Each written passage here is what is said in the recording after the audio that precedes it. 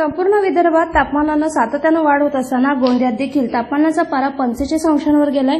जिल्ह्यात आज सर्वाधिक तापमानाची नोंद होत आहे। यातच उष्माघातानं गोंदिया जिल्ह्यात पहिल्या बळीची नोंद झाली आहे। अर्जुनी मोरगाव तालुक्यात निमगाव इथं 45 वर्षीय सुरेश उरकडा गेडाम यांचा उष्माघातानं मृत्यू झाल्याची घटना नोंदवण्यात आली।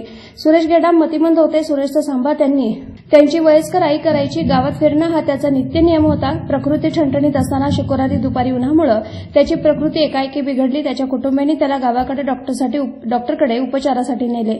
औषधोपचार करण्यात आला, मात्र काही क्षणातच सुरेशचा मृत्यू झाला। उन्हात फिरल्यानं उष्माघातानं सुरेशचा मृत्यू झाल्याचं डॉक्टरांनी स्पष्ट केले। जिल्ह्यातील ही पहिली घटना आहे ज्यात उष्माघातानं एखाद्या व्यक्तीचा मृत्यू झाला आहे। अमरदीप बडगे, गोंदिया प्रतिनिधी।